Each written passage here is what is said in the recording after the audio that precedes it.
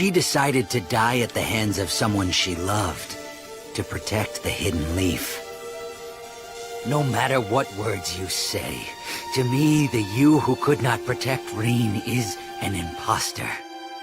To me, Reen is someone not meant to die.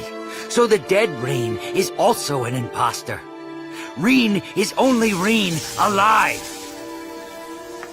The shinobi system, the village, shinobi themselves, they created these circumstances. What caused me to despair is this world itself, this counterfeit world. Look at me! There's nothing in my heart. I don't feel pain any longer. There's no need to feel guilty, Kakashi. This hole was opened up by this world of hell.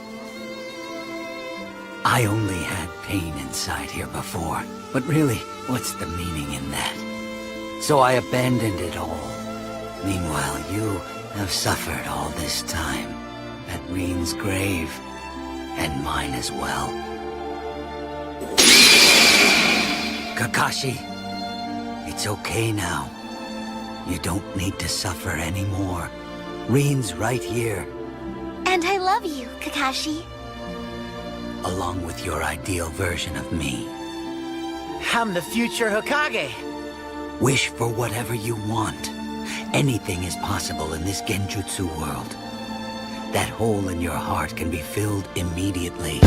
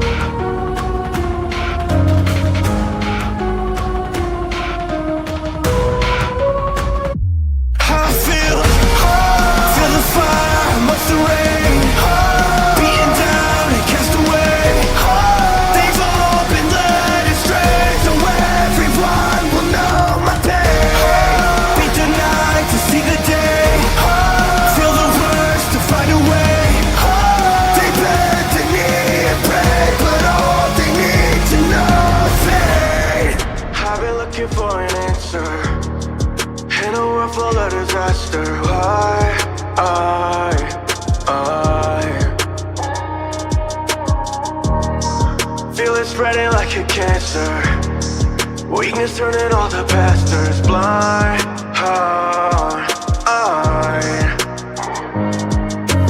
Hours turn to minutes and minutes turn to haze. I don't think that I'm okay. Anger swelling through my veins. Should I pray? Should I take everything that's in my way? I want better for the people. They all need me to be safe. Yeah, I believe in it. The pain taught me. I'm walking proof. Don't need limits. You need lessons. I'm letting loose, succeed living. I'm done talking. The 6 techniques that breathe in it. The past taught me. My family blood and rash. You don't want the renegade move past. I could take your life up in a flash.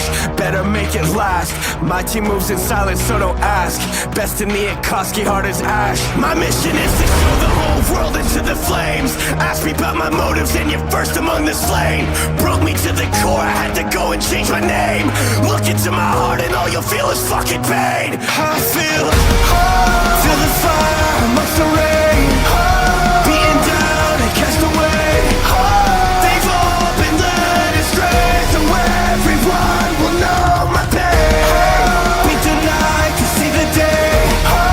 Feel the words to find a way.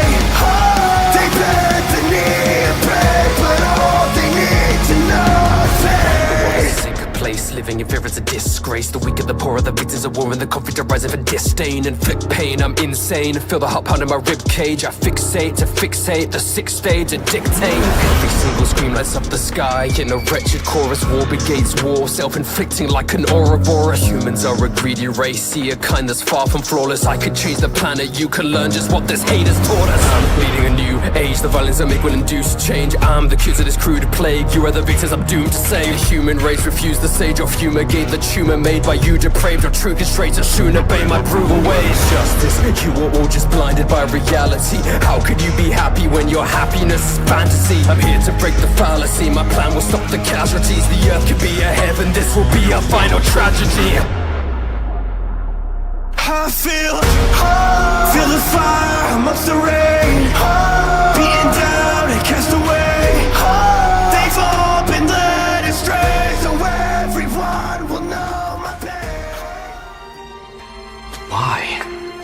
even bother casting this jutsu on Kabuto? If he could still escape, then... He reminds me of the old me. He thinks by getting everything, he can accomplish whatever he wants to.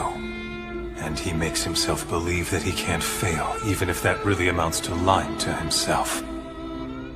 I stopped listening to what anyone else said, and I stopped letting myself trust anybody. In his case, Kabuto is so deluded that he thinks all of these powers are his and his alone. I understand him too well. Both of us were used by the shinobi world. He can't forgive himself or accept himself for what he truly is. It's clear that what he's doing is wrong, but he's not completely to blame for not realizing that. My chance has passed me by, but he can still forgive himself. First off, I should have acknowledged and appreciated myself for the person I was. If I'd just done that, I never would have had to lie to anyone. To myself, or to you. If you lie to yourself, how can you have friends or be trustworthy? In the end, all these lies will keep you from seeing your true self.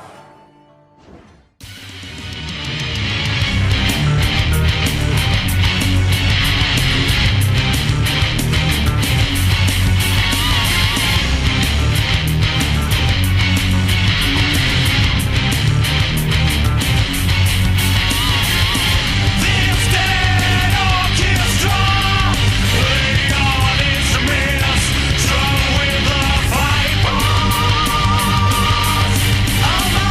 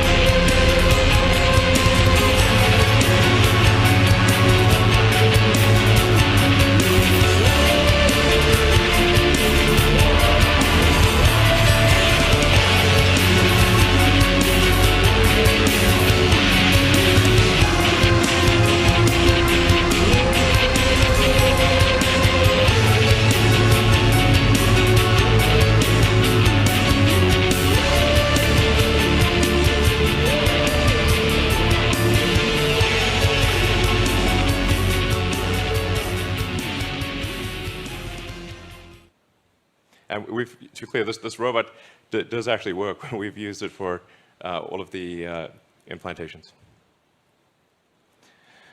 So this shows you at sort of a close-up view, which I think is actually not too gruesome, of the electrodes being inserted in the brain. And if you look closely, you'll see that it's a little counterintuitive that if the electrodes are inserted very carefully, that there's no bleeding.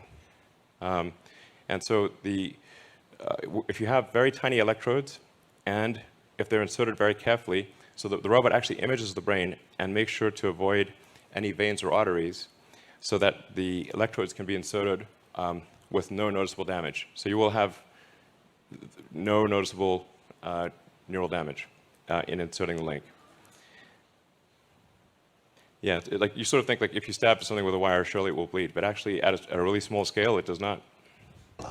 And in this video, we're going to discuss the paper that was recently released that focuses on trying to identify what tiny pieces of dark matter might look like as well, not just the larger pieces that we usually are concerned with.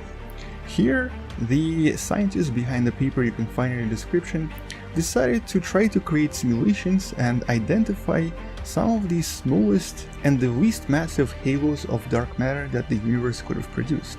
And the main reason they wanted to do this is to try to identify the actual origins and of course the composition of the dark matter itself. So let's discuss this in more detail and discover what the scientists found as well. Now first of all, this right here is essentially the nutshell of what the scientists were able to create. By using extremely complex supercomputers, they were able to simulate a virtual universe, and then they were also able to zoom into very small parts of the simulation and discover what the really small parts of the dark matter would look like, assuming of course the simulation here created relatively realistic representation of the dark matter. Although right now we don't really know how accurate this is. But the physics it's based on and the understanding of the universe is based on is pretty much spot on. But normally when I talk about dark matter or whenever there is a new video about discoveries regarding dark matter, there's still a little bit of skepticism from people that might not actually think it's real. Well, I wanted to actually address this because it's really important to understand why a lot of physicists and a lot of scientists today believe that dark matter is the best explanation. Now I'm not going to go into the details about the observational evidence because there's quite a lot of it and most of it points at the existence of dark matter, if not all of it. I'm going to talk about the actual particle reasons we believe that dark matter exists. Specifically in regards to various discoveries coming from particle accelerators around the planet, most of which came from the Swiss CERN particle accelerator. Now surprisingly, here in Google Earth you can even go on a tiny tour and go inside of CERN, discovering what all of this looks like on the inside as well. If you do have some free time, I encourage you to check this out because it actually looks pretty awesome. But anyway, the idea here is that over the past few decades, CERN discovered some really incredible things about various particles that technically could be created somewhere in the universe. And the more we discover how many different particles could be technically created in extreme cases of the universe, the more we realize that there are just so many different opportunities for dark matter to exist, simply because there are so many different particles that could explain its existence. Now, all of the matter we're familiar with here on planet Earth, for the most part can be summarized in these two familiar states. But in reality, in the last few decades, we started to discover a lot of really unusual states.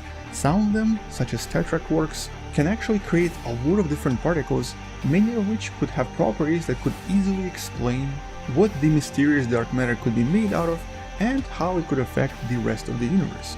But as we make more and more discoveries, the physicists started to realize that there are currently just way too many possibilities. So many, as a matter of fact, that it's somewhat difficult to look for the actual dark matter itself. In other words, it's become somewhat impossible to pinpoint what exactly dark matter could be made out of. There are currently way too many candidates and not enough experiments trying to test each of the candidates. And all of these experiments are usually pretty expensive. So what we've discovered from CERN and from other particle accelerators in the last few years and in the last few decades, more and more seems to suggest that dark matter could be some sort of a really exotic particle after all.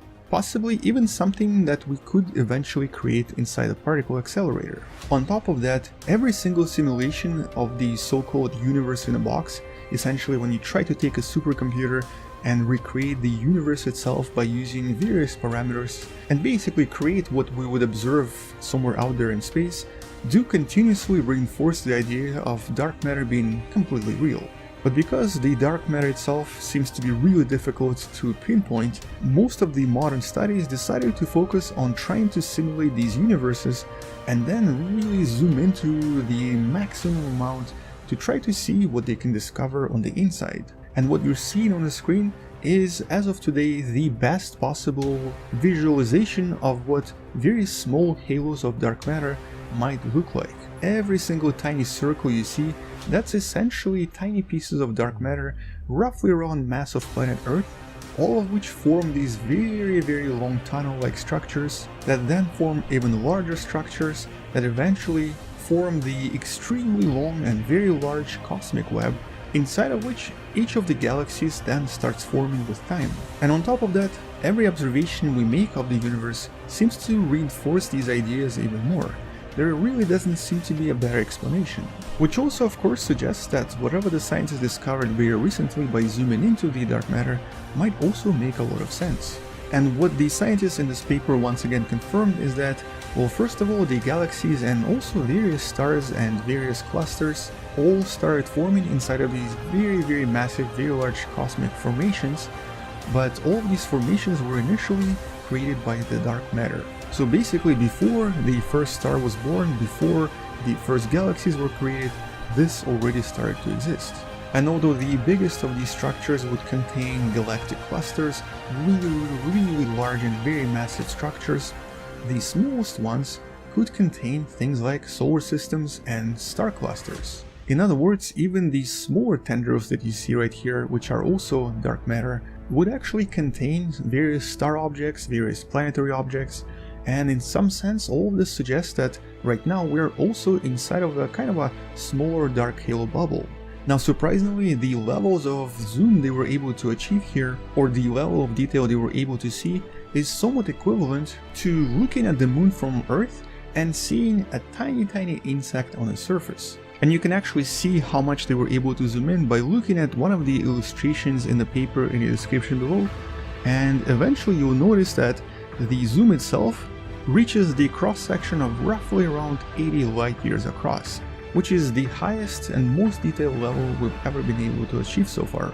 And so assuming the simulations in this paper are correct, this would mean that somewhere along this little hallway that you see right here, you would have a larger chunk of dark matter where the solar system would be located as well, and Earth itself would also be orbiting inside of this little halo of dark matter. But most importantly, other stars would also find themselves along this hallway. And for all we know, one day we might be able to find a way to navigate these dark matter hallways and possibly move across space slightly more efficiently than what we can do right now. Although currently this would be the realm of science fiction, not really actual science. But by identifying the existence of these different types of halos and also by knowing the actual parameters and of course the structure of these halos, we might actually get a better chance of confirming their existence and of course what they're made out of. Because the scientists behind this paper and many other papers believe that these dark matter particles will actually collide with their antiparticles and create all sorts of different radiation that we can technically detect from planet Earth. And more specifically, it's actually a type of a gamma ray radiation that upon detection can only mean dark matter. In the past there have been similar detections from the outskirts of the galaxy, we've never really found it from somewhere nearby. So if these smaller halos exist as well, we should technically be able to discover some of the more unusual gamma ray radiation coming from very close in the vicinity of planet Earth. But in order to detect this, our current telescopes need to be recalibrated to become more sensitive. But the scientists also suggest that some of these halos might be really small and not massive enough to contain anything inside of them, and could be actually completely by themselves alone somewhere out there in the galaxy. And if suddenly we look at the night skies and discover an unusual patch of gamma ray lights that seem to match the prediction from this paper, it could only mean that we might have detected one of these smaller halos, the ones that are too small to contain anything on the inside. And so the major discovery coming out of this paper is that maybe this is actually what the universe looks like. It's smaller bubbles inside the larger bubbles inside the largest bubbles, which are also connected to one another through these very long cosmic streams. But this is where predictions sort of end, because we don't really know which particle is responsible for producing dark matter.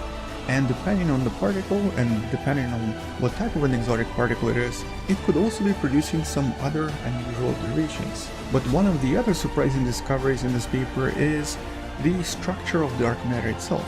It seems that no matter how much mass you give to dark matter, whether it's a big halo or a much smaller one, it seems to have a very similar structure in general.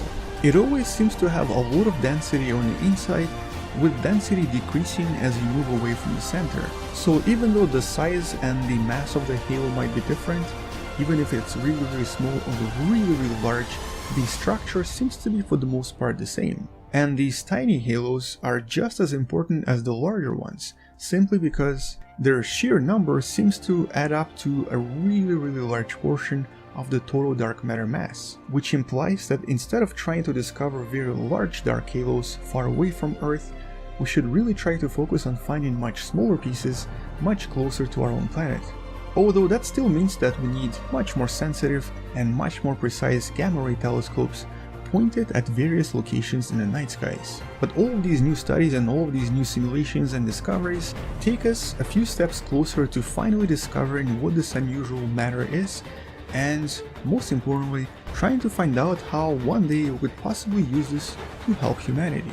Just like a lot of other discoveries in particle physics and a lot of discoveries in astronomy, this might not really make sense to us right now, how and why this is important. But just like every other discovery related to space sciences that eventually led to the invention of, for example, MRI or cell phones, at some point all of these discoveries in regards to dark matter might end up creating something absolutely mind-blowing.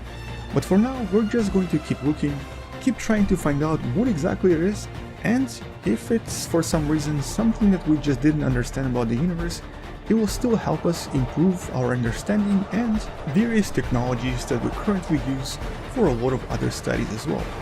Anyway, that's all I wanted to mention about this particular study in regards to dark matter, and you can find more about this in the description below.